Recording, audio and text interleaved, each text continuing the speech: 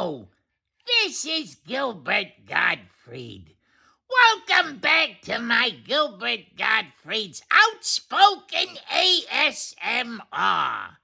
Today I want to talk about everyone's favorite supernatural thriller, The Twilight Zone, and in particular the episode Time Enough at Last, about this little bookwormish guy named Henry Bemis.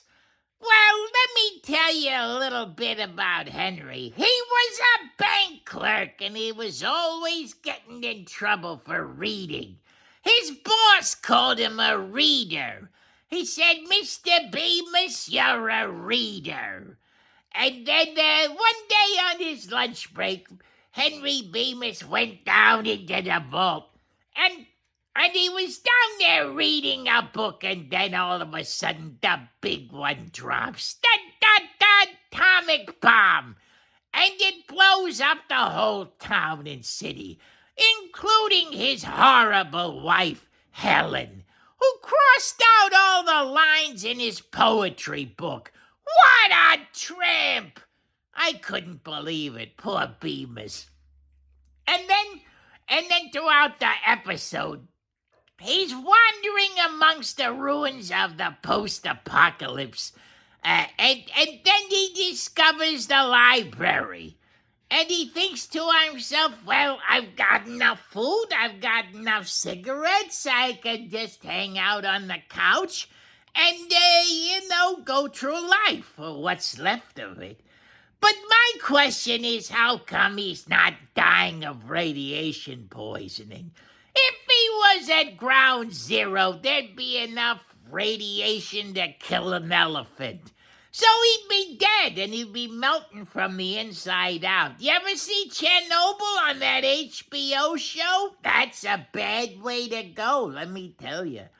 So anyhow, Bemis finds the library. He stacks up a bunch of books, planning on reading them throughout the months ahead, including John Melville's Moby Dick about the big white whale.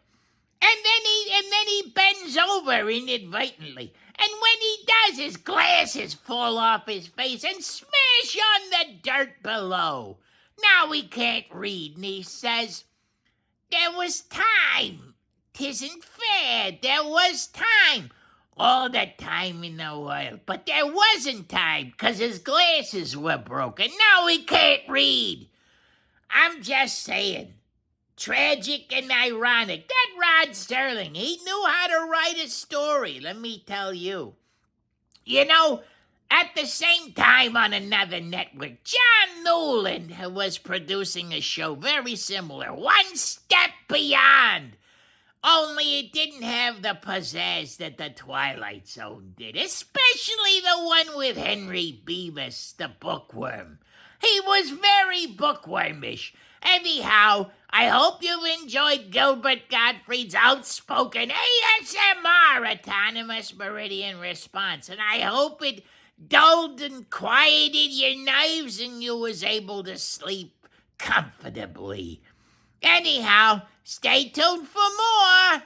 This is Gilbert Gottfried's show, Gilbert Gottfried's Outspoken A.S.M.R.